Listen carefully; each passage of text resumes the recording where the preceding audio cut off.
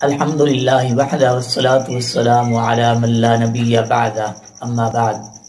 سوال کیا گیا ہے کیا سودی کاروبار کرنے والے شخص کے گھر سے کھانا جائز ہے؟ تو بھائیو، جس شخص کے بارے میں آپ کو پتہ چل جائے، آپ کو معلوم ہو جائے کہ اس شخص کا کاروبار، لین دین، سارا معاملات جو ہے وہ سودی کاروبار پر ہے، تو اس کے گھر سے کھانا پینا جائز نہیں ہے، کیونکہ سود جو ہے وہ صریح حرام ہے اور اللہ اور اس کے رسول صلی اللہ علیہ وسلم سے جنگ کے مترادف ہے۔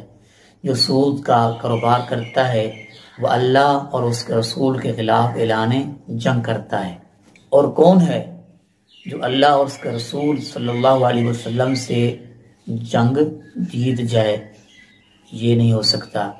رسول اللہ صلی اللہ علیہ وسلم نے سود کا مال کھانے والے، کھلانے والے، اس کو لکھنے والے اور اس کے گواہ بننے والے، آپ نے سب پر لعنت کی ہے، اور ان معاملات پر ان تمام لوگوں کو لعنت کا برابر کا مستحق قرار دیا ہے، اور اس حدیث کو امام مسلم نے روایت کیا ہے۔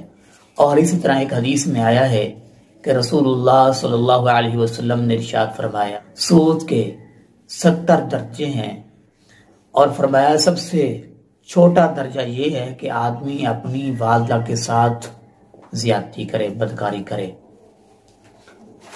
لہٰذا یہ بہت بڑا گناہ ہے، اس سے بچنا چاہیے اور سودی کاروبار سے مکمل گریز کیا جائے تاکہ آخرت بن جائے۔